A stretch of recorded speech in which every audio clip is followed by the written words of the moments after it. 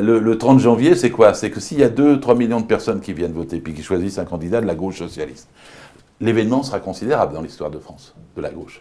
Parce que ça voudra dire que les sociaux-libéraux sont battus. Ils sont battus avec un candidat et ils sont battus de la direction du Parti socialiste. C'est-à-dire qu'on ramène le Parti socialiste à Jaurès. Vous faites comme si Manuel Valls avait déjà perdu. Or, aujourd'hui, c'est lui qui est le favori des sondages. Si on a suivi la discussion, monsieur, tout à l'heure, non seulement je fais comme s'il avait perdu, mais je fais tout pour qu'il perde. Oui. Parce que ça serait une catastrophe pour le Parti socialiste si c'était l'aile droite qui confirmait. Bon, donc je suis pour l'aile gauche, et l'aile gauche, ça modifiera l'appréciation par rapport à Jean-Luc Mélenchon. Parce que le rapport de force, il sera modifié. Bon, Jean-Luc Mélenchon dit qu'il a, j'en sais rien, 120 000, 150 000, comme il les appelle, insoumis.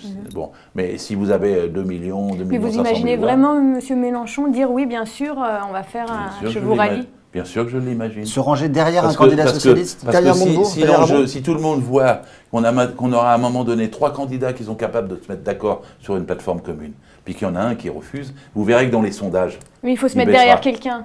C'est ça. Oui, je sais bien, ça c'est un vrai problème, je suis d'accord avec vous. Parce que la présidentielle n'est pas une élection facile. Écoutez, une plateforme commune de gouvernement et la négociation suivra. Hein. Mais en l'occurrence, mais au sein même du PS, entre Marie-Noëlle Lienemann, Benoît Hamon et Arnaud Montebourg, pour un premier tour, ils n'ont pas réussi à s'entendre. Alors vous imaginez, au niveau supérieur. Vous avez raison, mais on a quand même un petit peu discuté pour s'entendre. Ça se serait fait. Mais je vais même vous dire, même si j'ai les signatures et si je suis reconnu, je n'exclus pas début janvier de me retirer en toute dignité et responsabilité, en discutant avec celui qui sera le mieux placé pour gagner. Parce qu'il y avait 2 façons de gagner. C'était d'être tous les 4, parce qu'on a chacun un discours et d'additionner nos voix. Mais si en étant tous les 4, ça divise trop les voix et que ça ne permet pas d'être au second tour, il faut s'effacer. Et j'aurais été comme les autres responsables, en disant celui qui est le mieux placé, on va le soutenir, et donc c'est lui qu'on va faire gagner. Je sais qu'en additionnant nos voix, on gagne. Donc c'est un problème surmontable, c'est pas un problème... évidemment, il y a une petite part d'ego, comme il y a toujours, mais elle est surmontable. Je suis désolé d'en revenir à Manuel Valls, mais c'est un point important de la primaire. Quand vous allez déposer vos parrainages, vous allez vous signer la charte qui vous engage à soutenir le vainqueur, quel qu'il soit, et y compris Manuel Valls. Ouais. Ben oui, je sais bien. Emmanuel Valls va être en train de signer une charte s'engageant à me soutenir si je il le fera également. C'est bien.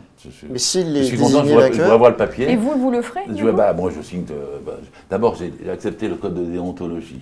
J'ai accepté de ne plus dire de gros mots polémiques. J'ai accepté de dire qu'on allait discuter sur le fond, mais là, je l'ai fait avec joie. J'ai un filoche.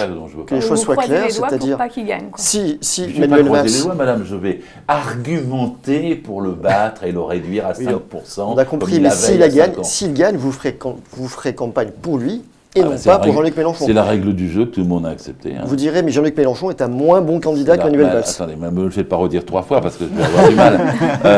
Je vous le dis franchement une fois, ne me demandez pas ce que je ferai quand je serai mort. Donc quand on précise les termes, le dilemme se pose de façon un peu plus dure encore. J'en conviens volontiers, mais je vous dis qu'au stade actuel, Valls va perdre.